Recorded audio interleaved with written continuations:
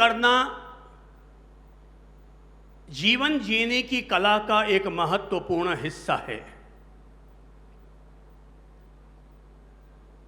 भोजन कोई ऐसी चीज नहीं है कि केवल पेट भरने के लिए खाया जाए, बल्कि भोजन अपने आप में जीवन की वो ऊर्जादायिनी चीज है कि जिससे हमें तन का भी स्वास्थ्य मिलता है, मन का भी स्वास्थ्य मिलता है। हमारे आने वाली पीढ़ी के स्वस्थ निर्माण के लिए हमारे द्वारा ग्रहण किए गए भोजन का महत्वपूर्ण अवदान होता है। कभी वेदों ने कहा है कि आहार शुद्धौ सत्व शुद्धि, इंसान जैसा आहार करेगा उसके शरीर में वैसे ही उसके सत्वों की शुद्धि होगी। आज अगर हम आहार करते हैं, आहार ग्रहण करने से रक्त का निर्माण होता है, रक्त से मांस बनता है, मांस से मज्जा बनती है, मज्जा के सार के रूप में वीर्य और रज का निर्माण होता है, और उसी से ही आने वाली पीढ़ी का, आने वाली संतानों का जन्म होता है। तो एक प्रकार से अगर अच्छी संतानें निकल रही है तो इंसान के द्वारा ग्रहण किए जाने वाले शुद्ध और सात्विक आहार का परिणाम है। और अगर संतानें खराब निकल रही है तो मानकर चलो कि हमने हमारे द्वारा ग्रहण किए गए बीज ही गलत बोए हैं और हमने शरीर में वो चीजें डाल दी है जिससे कि आने वाली नस्लें और फसलें दोनों खराब होती चली जाए। इसलिए एक इंसान पर आने वाली पीढ़ी की बहुत बड़ी जिम्मेदारी होती है। आज अगर कोई कहता है साहब मेरा बच्चा बड़ा शैतान, बड़ा चंचल, दोषी कौन? बच्चा? कौन दोषी? हमने बच्चे को मारा भी नहीं है, थप्पड़ भी नहीं मारा, मगर फिर भी वो दिन भर शैतानी कर रहा है, चंचलता कर रहा है। चाहे जिस पर थप्पड़ मार देता है, दादा पर थप्पड़ ठोक देता है, मम्मी पर थप्पड़ मार देता है। आखिर अगर कोई व्यक्ति इसकी सच्चाई की तलाश करे तो भगवान महावीर हम सब लोगों को इस बात के लिए प्रेरित करेंगे कि मेरे वत्स सोच सोच कर सोचो कि कहीं हमारे आहार में अशुद्धि तो नहीं रही है। बच्चा अशुद्ध है, आहार अशुद्ध था। अगर आज भी हम फिर से अपने समाज को आहार की शुद्धि के लिए जागृत कर दें तो आने वाली पीढ़ियां शुद्ध और संस्कारित होने से कोई रोक नहीं सकता। आहार कोई सामान्य चीज नहीं है। परिवार की नींव हमारा आहार है, समाज की नींव हमारा आहार है, शरीर का आधार भी हमारा आहार है। आहार शुद्धौ सत्व शुद्धि, सब बोलो तो आहार शुद्धौ सत्व शुद्धि ही। जैसा आहार ग्रहण करेंगे, आहार से जितनी चीजें शरीर में बनती है वे सारी चीजें भी वैसी ही नेगेटिव या पॉजिटिव बनती चली जाएगी। एक बुजुर्ग दंपत्ति से वहां से बात की शुरुआत करता हूं। दादा और दादी दोनों ने ही लगभग 80 साल की उम्र पार कर ली है, पर आज भी वे बड़े स्वस्थ दिखते हैं, पूरे सक्रिय नजर आते हैं, अपनी दुकान भी जाते हैं, शाम के वक्त अपना फार्म हाउस भी संभालने के लिए चले जाया करते हैं। उन्हें देखकर कोई कहता भी नहीं है कि ये कोई 80 साल के बुजुर्ग दादा और दादी होंगे। दिखने में तो मुश्किल से 55 और 60 के लगते हैं, पर शरीर में फुर्ती जो है, उम्र 80 की है, 80 के पार की है, पर स्फूर्ति बिल्कुल 55 और 60 जितनी नजर आती है। बड़े स्वस्थ दिखते हैं, बड़े प्रसन्न चित्त दिखाई देते हैं, हाथ में कोई डंडा नहीं पकड़ा है, शरीर बिल्कुल सीधा दिखाई देता है, कहीं से कमर नहीं झुकी। और बड़े गजब की बात तो ये है कि उनके सारे दांत भी अभी तक ठीक है, आंखों पर चश्मा भी नहीं आया है, कानों से सुनाई भी उनको पूरा देता है। ये देख करके सारे नगर में और गांव में चर्चा होती थी, मोहल्ले में चर्चा होती थी, आखिर दादाजी के इतने स्वस्थ रहने का राज क्या है। लोग आपस में चर्चा करते, एक दिन गांव की चौपाल पर दादा और दादी दोनों ही बैठे हुए थे कि गांव के कुछ युवक इकट्ठे हो गए और आकर कहने लगे, दादाजी आपसे एक सवाल करना है। हमारे भीतर बार बार उत्सुकता जगती है कि हम तो थोड़ा सा भी धूप में चलते हैं और अंदर से उमस खाने लग जाती है, पसीना छूटने लग जाता है, थोड़ी सी भी धूप भी हमसे बर्दाश्त नहीं हो पाती है, थोड़ा सा चलते हैं और थक जाते हैं। दादाजी आप तो पैदल भी चलते हैं, साइकिल भी चला लेते हैं, स्कूटर भी चले जाते हैं, आखिर आपके इतने स्वस्थ रहने का राज क्या है? दादी ने कहा, मेरे प्यारे बच्चों, हमारे स्वस्थ रहने का केवल इतना सा राज है कि हम लोग आहार करते समय कुछ नियमों का पालन करते हैं। युवकों ने पूछा, कौन से नियमों का पालन करते हैं? बीच में दादाजी बोल उठे, बच्चों दरअसल क्या है कि जब मैं युवा था तो जो मन में आए सो अगड़म बगड़म में खा लेता था। ऑफिस जाना होता तो जल्दी जल्दी में खाते खाते और फटाफट निकल जाता। रात को अगर ऑफिस से आया हूं तो सोफे पर पड़े पड़े खा लेता, टीवी देखते हुए मोबाइलों पर बात करते करते मैं खाने लग जाता था। और इस तरह से कुल मिलाकर के मेरी आहार शैली इतनी गलत हो गई थी कि धीरे धीरे मैं बीमार पड़ने लग गया और मेरी पाचन क्रिया खराब हो गई।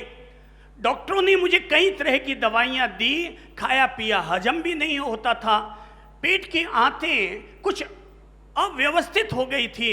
आखिर एक आयुर्वेदाचार्य समझदार डॉक्टर ने मुझसे कहा कि भाई साहब एक बात समझाऊं, आप जिस तरीके से आहार करते हैं आप दवाइयां तो लेते जा रहे हैं, पर आपको दवाइयां लेते लेते 2-2, 3-3 साल हो गए, फिर भी आप अभी तक ठीक नहीं हो रहे हैं। दवाइयां कोई जिंदगी भर खाने वाली बैसाखी नहीं है कि खाएंगे तो जिएंगे। अरे दवाई तो मजबूरी का नाम होता है, कोई हमेशा के लिए दवा थोड़ी खाई जाती है। अगर आप अपनी आहार शैली को ठीक कर लें तो मेरी समझ से आप बहुत जल्दी स्वस्थ हो सकते हैं। बीमार न रहना अलग चीज है और स्वस्थ और ऊर्जावान रहना बिल्कुल अलग चीज है। आप कोई ये ना समझे मेरे भाई कि आहार करना, भोजन करना केवल पेट भरना है, बल्कि आहार करना, भोजन करना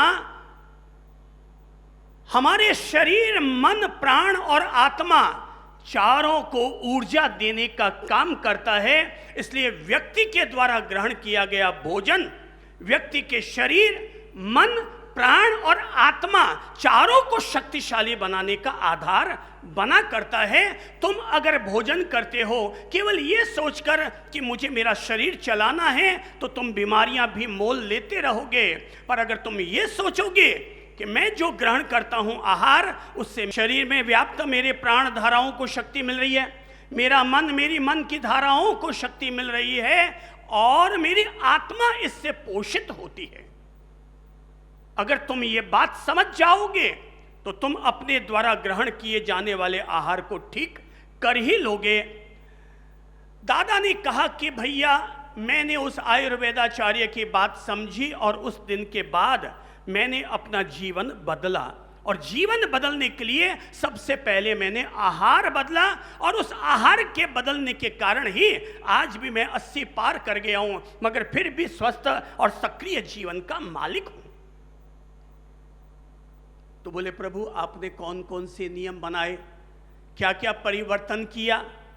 तो दादा ने कहा भाई हम दोनों पति पत्नी ने अपने स्वास्थ्य के लिए कुछ नियम बनाए। पहला नियम, भोजन करने के लिए हमने पहला नियम अपनाया और पहला नियम यह था, हम जब भी भोजन करते हैं हमेशा अपने मन को शांत बनाकर करते हैं, शांत मन के साथ अपना भोजन ग्रहण करते हैं। जब भी अगर हमें कभी लगता है आज हमें क्रोध आ गया, मन में चिंता है, तनाव है, हम उस दौरान भोजन नहीं करते। भोजन करने के लिए अपने मन को शांत, सहज और सकारात्मक बनाकर ही हम लोग भोजन ग्रहण करते हैं तो पहला नियम क्या है?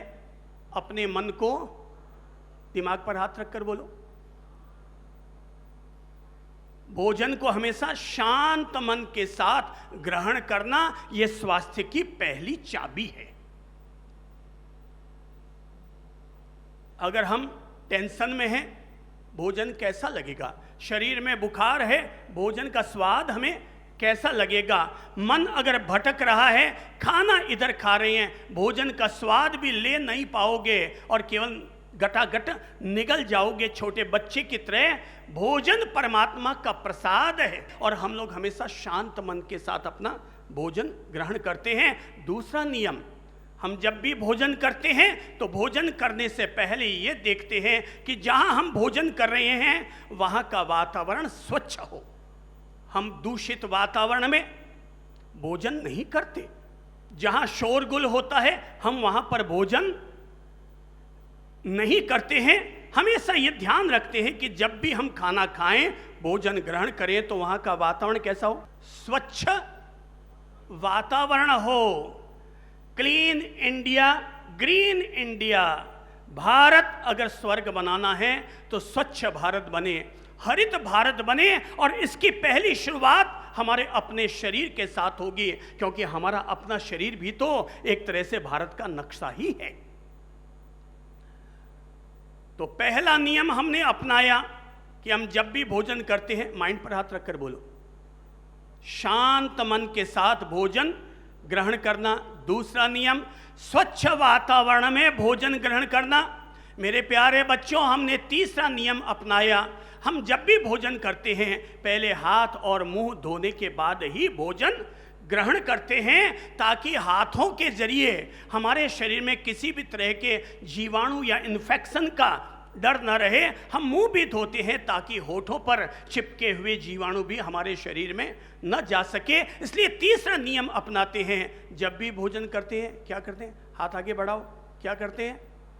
पहले हाथ धोते हैं और मुंह धोते हैं, उसके बाद ही भोजन ग्रहण करते हैं। और जो लोग बाजार में खड़े होकर सीधा भोजन ग्रहण करने लग जाते हैं, ली प्लेट और पानी पतासा शुरू, उसका भी हाथ दूषित और हमारा हाथ भी दूषित। न उसने अपना हाथ धोया और न हमने हमारा हाथ धोया, न उसने आहार की शुद्धि का ध्यान रखा और न ग्रहण करते समय हमने आहार की शुद्धि का ध्यान रखा।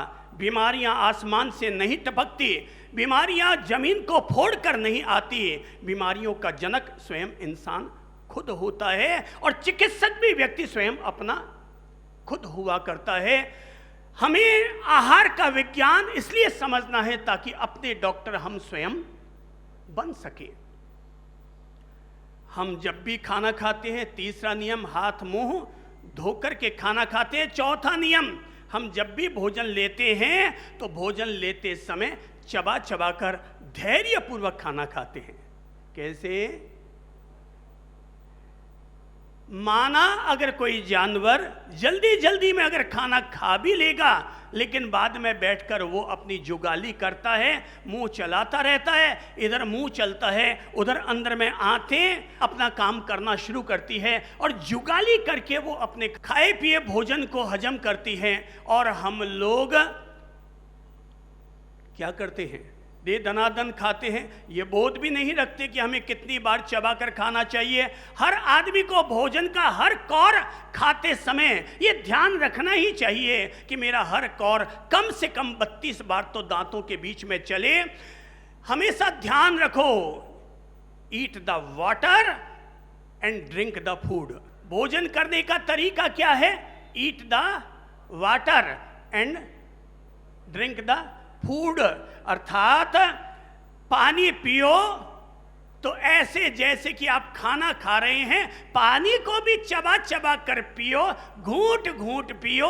उठा करके सीधा एक गिलास और लोटा अगर हम पिएंगे तो व्यक्ति के शरीर में मोटापा बढ़ना तय है, कब्जी रहनी तय है। जब हम पानी पीते हैं, घूंट घूंट पानी पिएंगे तो हमारे मुंह में रहने वाली लार घूंट के साथ शरीर में जाएगी। वो पानी हमारा क्या बनेगा, क्षारीय तत्व के साथ उसका मिश्रण होता चला जाएगा। अल्कलाइन वाटर बनना चाहिए अगर हम पानी पीते हैं तो, और अल्कलाइन वाटर तभी बनेगा जब हम कैसे, गिलास उठाओ, अब कैसे पियो, आप चाय कैसे पीते हैं, दनादन कैसे पीते हैं, घूंट घूंट। दुनिया के जितने भी जानवर को आप देखेंगे तो ये पानी पीने के लिए, आपने कभी किसी चिड़िया को देखा होगा, वो पानी पीती है, एक चोंच में एक पानी लेती है, फिर मुंह पर उठाती है, फिर इधर उधर देखती है, फिर मुंह डालती है पानी में, फिर एक बूंद लेती है, फिर ऊपर देखती है, फिर उधर उधर देखती है, फिर मुंह डालती है। कुत्ता भी ऐसे ही पानी पीता है, लपर लपर लपर लपर लपर लपर। शेर भी धीरे धीरे पानी पीता है, फिर सांस लेता है, फिर इधर उधर देखता है, फिर वापस वो पानी पीने के लिए तत्पर होता है। स्वस्थ जीवन के लिए, स्वस्थ जीवन के लिए डॉक्टर की जरूरत बाद में है। जो हम पानी पी रहे हैं उस पानी पर धीरज रखना जरूरी है। अरे जो आदमी धैर्यपूर्वक पानी भी नहीं पी सकता, वो आदमी गुस्सा आने पर अपने मन में धैर्य कैसे रख पाएगा।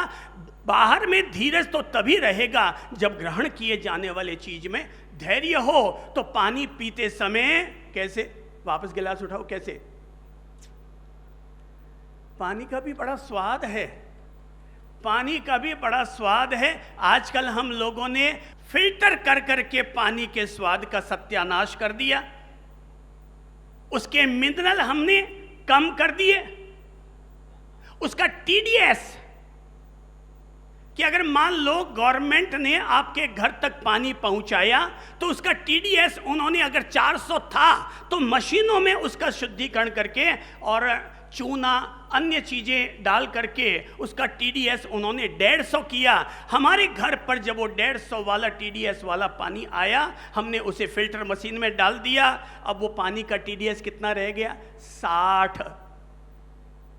और फिर जब आपने उसी पानी को गर्म करके पिया तो उसमें टीडीएस रह गया 20। अब वो पानी फायदा कम करेगा।